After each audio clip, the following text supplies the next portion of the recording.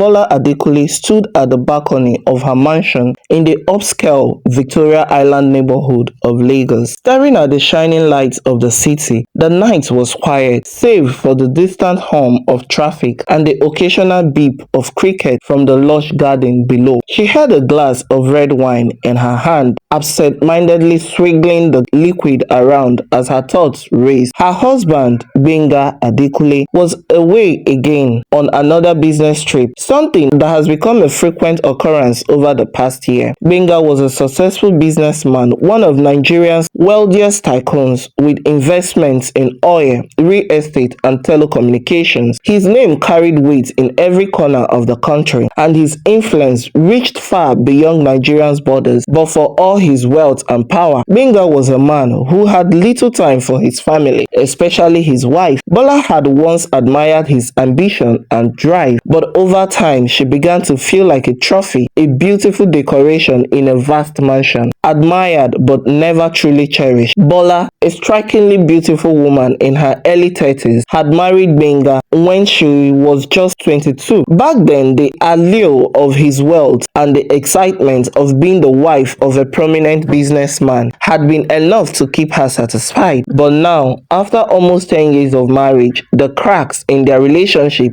had grown too wild to ignore.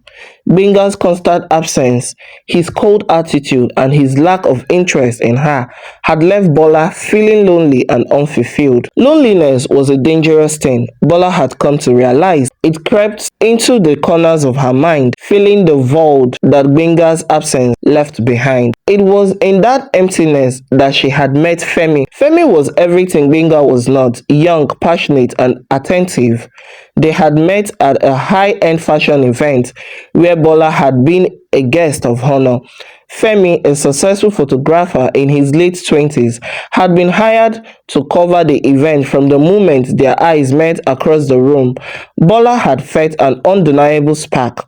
Femi had an easy charm. His flirtatious banter had quickly drawn her in.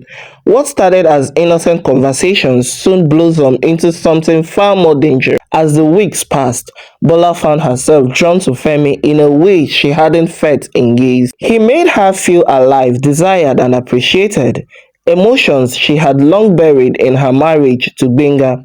At first, she told herself it was just harmless fun, a distraction from her lonely life. But before she knew it, she had fallen into an affair with Femi, sneaking around behind her husband's back, living a double life that thrilled and terrified her at the same time. Standing on the balcony, Bola sighed and took a sip of her wine. She knew what she was doing was wrong, but she couldn't stop herself. The guilt tormented her, but the excitement, the feeling of being wanted, was intoxicating. Yet, deep down, she knew it wouldn't last. Gbenga was a powerful man, and if he ever found out about her affairs, the consequences would be disastrous, not just for her, but for Femi as well. The sound of her phone buzzing on the table inside pulled Bola from her thoughts. She walked back into the luxurious living room, her heels clicking against the marble floor, and picked up the phone. It was a message from Femi. "Can't stop thinking about you. I need to see you. Same place tomorrow." Bola's heart skipped a beat. She knew she could end things with Femi before it got out of hand, but the pull was too strong. She quickly typed a response, "I will be there." She hit send and felt a sharp pain of guilt wash over her. What was she doing? This was madness. But before she could dwell on it any further, another message came through, this time from Gbenga. "I will be back on Friday. We need to talk." There was something cold, almost omnivorous about his words. "We need to talk" was not a phrase Gbenga used often. Bola's heart quickened, her mind immediately jumping to the worst conclusion. Did he know? Had he found out about her affair? She tried to calm herself down. Gbenga was always so busy, so consumed with his business empire, he barely paid attention to her personal life. There was no way he could know. But what if he did? The next day, Bola found herself driving to the hotel where she and Femi had been meeting for weeks.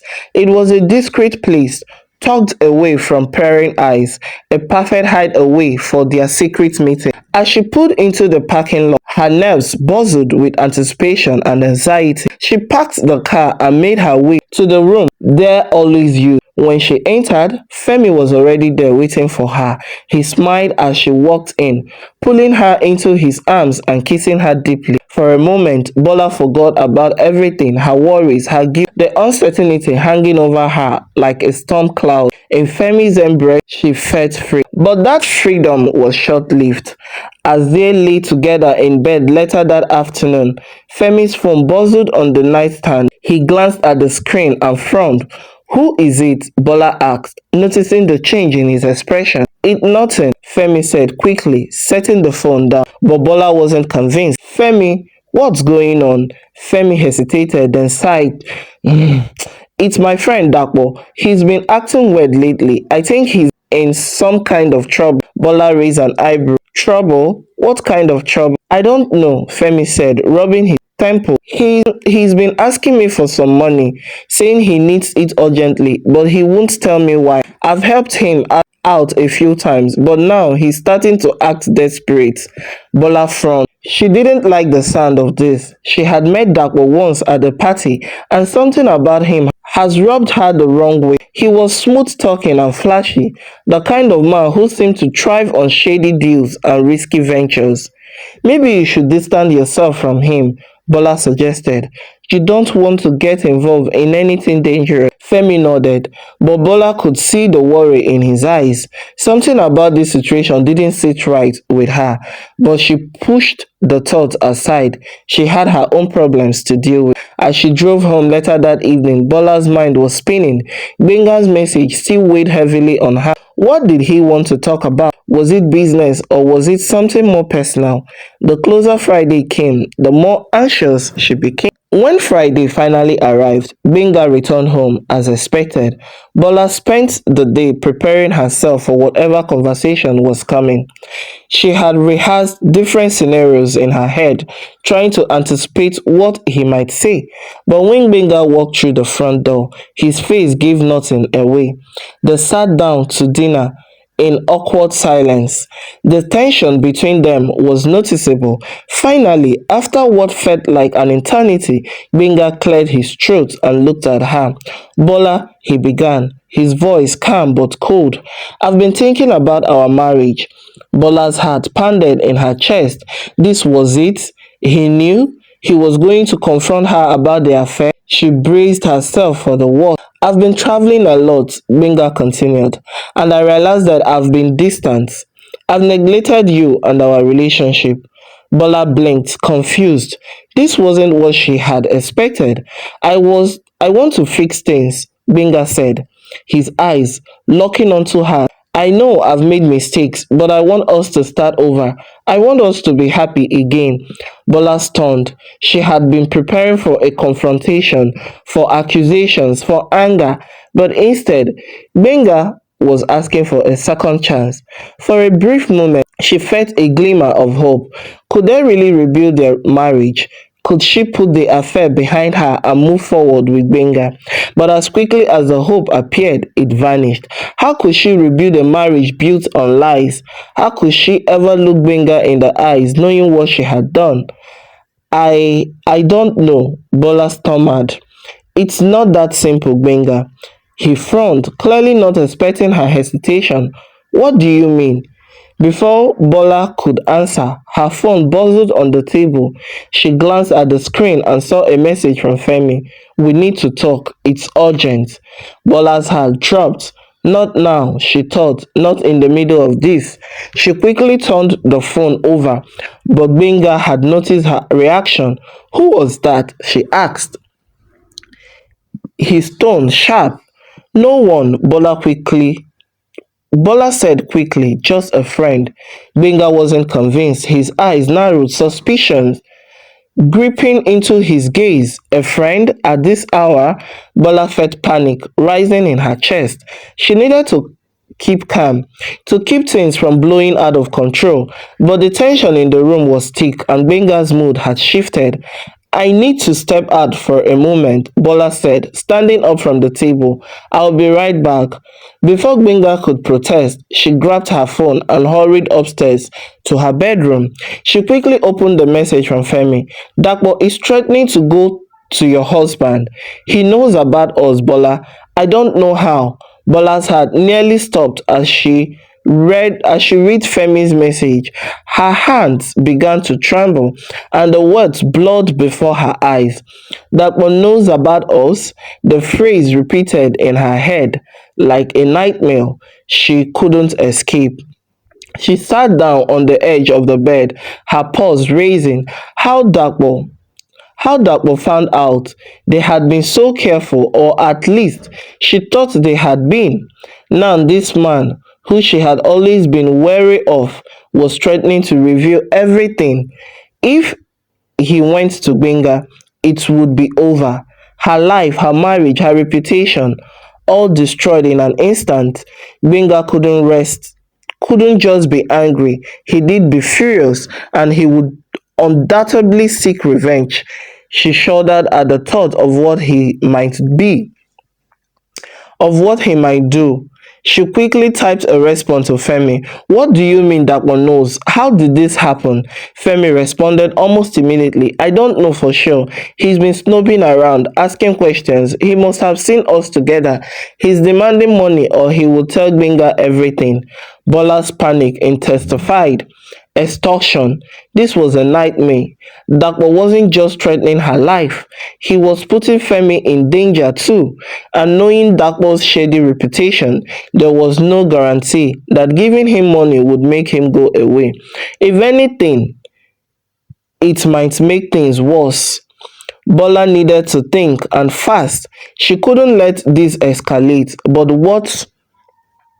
could let this but what could she do? She was stuck between a rock and a hard place.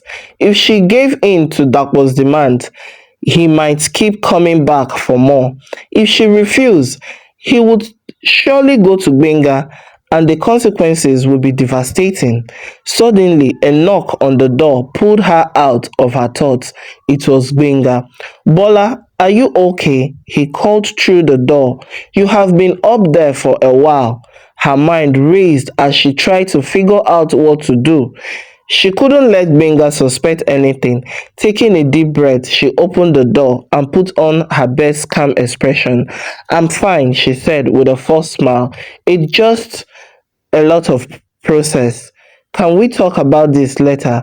Gbenga studied her face for a moment, clearly sensing that something was off, but he didn't press the issue.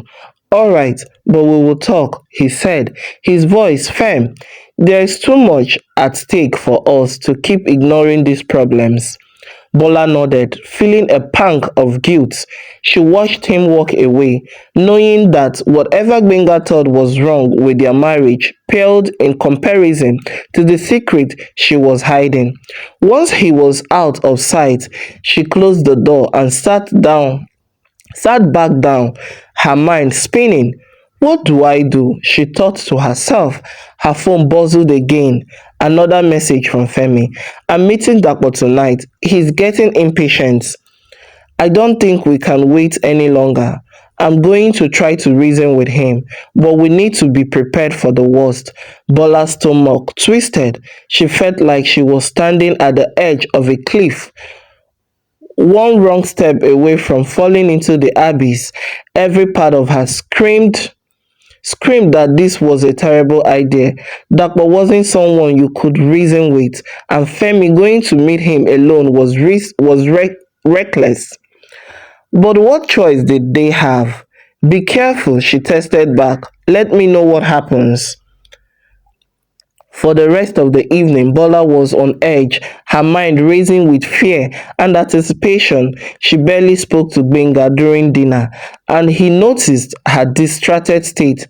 His eyes filled with quiet suspicion, but for now, he said nothing, and Bola was grateful for that small mercy.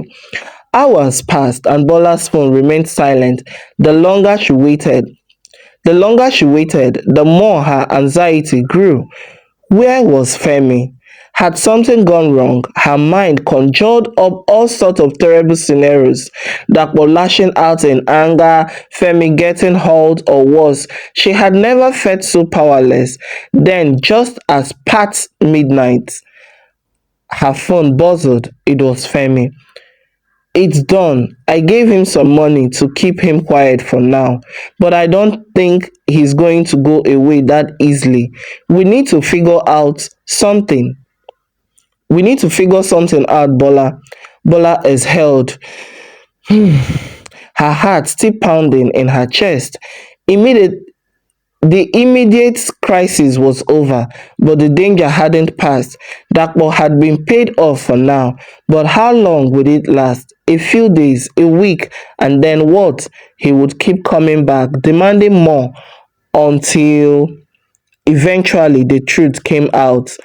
Bola couldn't live like this, constantly looking over her shoulder, waiting for the day when everything would come crashing down. She needed a plan, something that would put an end to this nightmare once and for all. But what? She spent the next few days in a state of heightened anxiety, barely sleeping, constantly checking her phone for updates from Femi. Gbenga, meanwhile, grew more distant, sensing that something was wrong, but unable to put his finger on it. He had his suspicions, but without proof, he said nothing. Then one evening, while Bola was pacing the living room, her phone buzzed again, but this time it wasn't Femi, it was Dapo. We need to meet tonight, no more games.